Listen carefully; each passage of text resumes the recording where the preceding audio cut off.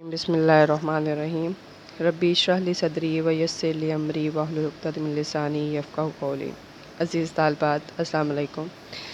طالبات، کل ہم نے ولید اکنی کی پہلی غزل کے 2 اشعار کیے تھے۔ آج ہم اسے آگے پڑھیں گے۔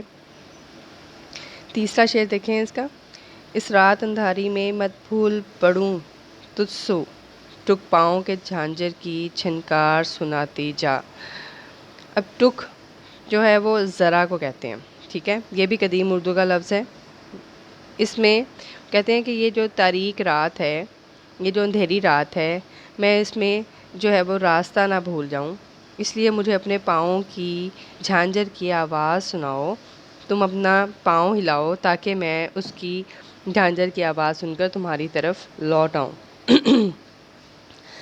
یعنی اندھیری کی وجہ سے وہ کہتے ہیں کہ مجھے ڈر ہے کہ میں کسی اور طرف نہ نکل جاؤں، اس لیے میری رہنمائی کے لیے اپنی پازیب کو چھنکا کر چلو تاکہ میں تمہارے پیچھے آ سکوں۔ دیکھیں، اب اگر آپ اس کو غور سے پڑھیں تو بڑا ہی خوبصورت شعر ہے، بڑا ہی معنی ہے، اس میں بڑی وسعت ہے، بڑا معنی خیز شعر ہے کہ اگر ہم اس کو دیکھیں، بظاہر تو اب یہ شعر جو ہے ایک محبوبہ سے مخاطب کیا گیا، اور اسے کہا گیا کہ اپنے پاؤں کی آواز سے مجھے اپنی طرف اپنے راستے پر لگا لو، مجھے راستہ سجھائی نہیں دے رہا۔ لیکن اگر ہم اس کو دیکھیں تو عشق حقیقی کے کتنے مطابق یہ شعر بنتا ہے کہ وہ شاعر جو ہے وہ اللہ پاک سے لو لگاتے ہوئے وہ کہتا ہے کہ میری رہنمائی کرنا نہ چھوڑیے گا، اے پروردگار مجھے تنہا نہ چھوڑیے گا، بلکہ مجھے جو ہے آپ کی رہنمائی درکار ہے اپنی پوری زندگی گزارنے کے لیے۔ مجھے جو ہے وہ میری رہنمائی کرتے رہیے گا تاکہ میں اپنے راستے سے بھٹکوں نہیں، اپنے راستے کو چھوڑوں نہیں، بلکہ میں لوٹ کر آپ ہی کی طرف آتا رہوں۔ چوتھا شعر دیکھیں اس کا: مجھ دل کے کبوتر کو پکڑیا ہے تیری لٹ نے۔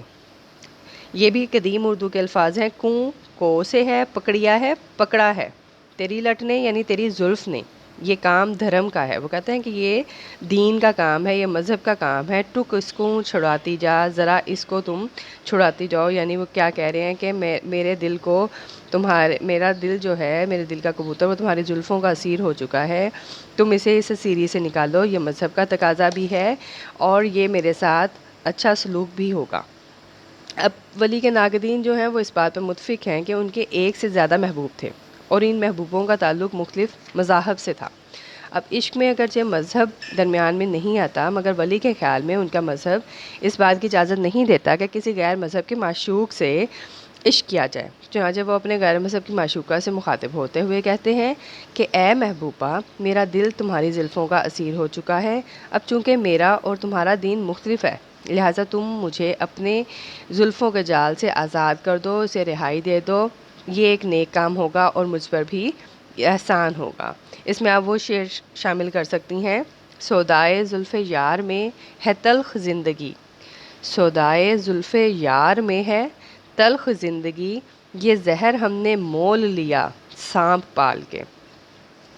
شعر نمبر 5 دیکھیں: تجھ عشق میں جل جل کر سب تن کو کیا کاجل، یہ روشنی افزا ہے اکھیاں کو لگاتی جا۔ جل جل کر، دیکھیں سند تکرار موجود ہے، ایک لفظ 2 مرتبہ آ رہا ہے اس میں، جل جل کر، سب تن کو کیا کاجل، یعنی کہ میرا سارا جو تن تھا، میرا سارا جسم جو تھا وہ جل جل کر راکھ ہو گیا، وہ سیاہ ہو گیا، کس کی طرح؟ کاجل کی طرح۔ مناسبت بھی موجود ہے اس شعر میں اور اس میں تکرار بھی موجود ہے۔ کیا کہتے ہیں کہ میرا سارا جسم جو ہے وہ عشق میں جل جل کر راکھ ہو گیا، وہ کاجل کی طرح سیاہ ہو گیا، یہ روشنی افزا ہے، اور چونکہ میں نے اس کے لیے اپنی جان دی ہے، اس لیے یہ مجھے روشنی فراہم کرے گا، تمہیں روشنی فراہم کرے گا، اسے اپنی آنکھوں سے لگا لو، یعنی اسے اپنی آنکھوں میں لگا لو کاجل کی طرح۔ میں تمہارے عشق میں جل جل کر راکھ ہو گیا، اس راکھ کو اپنی آنکھوں میں کاجل کی طرح لگا لو، اس سے تمہاری بینائی میں اضافہ ہوگا۔ اب وہ اس میں آپ جو ہے وہ ظاہری بات ہے کہ ہم اس میں نے عشق پہ آپ کو پہلے بھی شعر بتائے کہ عشق پر زور نہیں، یہ وہ آتش غالب کہ لگائے نہ لگے اور بجھائے نہ بنے، عشق ایک آگ ہے جس میں عاشق کا تن جل کر خاک ہو جاتا ہے، پھر اس راکھ میں یہ تاثیر پیدا ہو جاتی ہے کہ اس سے آنکھوں کی روشنی بڑھے، اس سے نظر درست رہتی ہے اور محبوب کی آنکھیں تو ایسے کاجل سے بطور خاص زیادہ روشن، منور اور خوبصورت ہو جاتی ہیں۔ ولی اپنے محبوبہ سے مخاطب ہو کر کہتے ہیں کہ تمہارے عشق اور جدائی کی آگ میں جل جل کر پورا جسم راکھ بن چکا ہے، اور اس راکھ نے کاجل اور سرمے کی شکل اختیار کر لی ہے۔ اس کی خاصیت یہ ہے کہ آنکھوں کو روشن کرو، اس کا نور زیادہ کرو اور انہیں خوبصورت بناؤ، انہیں اپنی آنکھوں سے لگا لو۔ ٹھیک ہے، اس میں آپ وہ شعر ایڈ کر سکتی ہیں: دل عشق میں تباہ ہوا یا کہ جل گیا، دل عشق میں تباہ ہوا یا کہ جل گیا، اچھا ہوا خلش گئی کانٹا نکل گیا۔ اب اگلا شعر دیکھیں: تجھ نیا میں دل جوگی، تجھ نیا میں دل جل جل، جوگی کی لیا صورت، یک بار اسے موہن چھاتی سوں لگاتی جا۔ اس میں وہ کیا کہہ رہے ہیں کہ تمہاری دل جو ہے میرا وہ جوگی کی صورت اختیار کر گیا ہے۔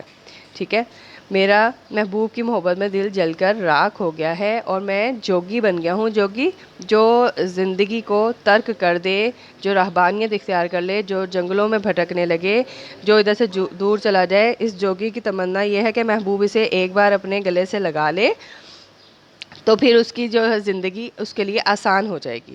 ٹھیک ہے، وہ اب دیکھیں ولی جو تھے وہ بہت زیادہ عاشق مزاج تھے، انہیں بہت سی اپنی محبوباؤں سے پیار تھا۔ ٹھیک ہے، اور وہ ہر بار اسے ایک نئے پیارے اور من موہنے نام سے پکارتے تھے، کبھی وہ اسے موہن کہتے، کبھی پریتم کہتے، کبھی ساجن کہتے تو کبھی لالن۔ اب اس شعر میں بھی وہ اسے پیار سے مخاطب ہو کر کہتے ہیں کہ اے میرے موہن، تمہاری محبت میں میرا دل جل گیا ہے اور میں جوگیوں کی طرح دنیا چھوڑ کر ایک جگہ دھنی رمائے بیٹھا ہوں۔ یہ میں نے تمہاری محبت اور پیار میں کیا ہے، ایسے میں اگر تم مجھے اپنی چھاتی سے لگا لو گے تو میری ساری محرومیاں ختم ہو جائیں گی۔ تجھ گھر کی طرف سندر آتا ہے ولی دائم، مشتاق درس کا ہے ٹک درس دکھاتی جا۔ وہ کہتا ہے کہ تمہارے گھر کی طرف ولی ہمیشہ آتا ہے اور وہ تمہیں دیکھنے کا مشتاق ہے، اس لیے ذرا تم ایک جھلک اسے دکھا دو تاکہ وہ جو ہے اپنی مراد کو پہنچ جائے، وہ اپنی مراد پالے۔ وہ بار بار اب بے دھیانی میں محبوب کے گھر کی طرف نکلتا ہے اور وہ صرف ایک مرتبہ اس کا دیدار چاہتا ہے تاکہ اس کی یہ کیفیت کم ہو سکے۔ محبوب کا دیدار کرنا یا اسے دیکھنا یہ عاشق کی سب سے بڑی خواہش ہوتی ہے، اور اس خواہش کے زیر اثر وہ بار بار اس کے دروازے پر جاتا ہے۔ اس شعر میں بھی ولی کی خواہش اپنی تمام تر شدت اور چاہت کے ساتھ عیاں ہے۔ فرماتے ہیں کہ اے میرے محبوب، میں ہمیشہ تمہارے گھر کی طرف آتا ہوں، تم سے کوئی مطالبہ نہیں کرتا، صرف اتنی سی گزارش کرتا ہوں کہ مجھے ایک دفعہ اپنا دیدار کرا دو۔ اب یہاں پر آپ یہ شعر ایڈ کر سکتی ہیں کہ سر یہ کہتا ہے گوارا نہیں اب بارش سنگ، سر یہ کہتا ہے کہ اب گوارا نہیں اب بارش سنگ، دل یہ کہتا ہے کہ اسی کوچے میں جایا جائے۔ یا ایک اور شعر بھی ہے: چلے تھے کسی اور راستے کی دھن میں مگر، چلے تھے کسی اور راستے کی دھن میں مگر، ہم اتفاق سے تیری گلی میں آ نکلے۔ چلیں جی، یہ آپ کی پہلی غزل ہو گئی ولی دکنی کی لکھی ہوئی، اس کو آپ یہاں تک ہی رکھیں، کل ہم انشاءاللہ آگے پڑھیں گے۔ اپنا خیال رکھیے گا، دعاؤں میں یاد رکھیے گا۔ اللہ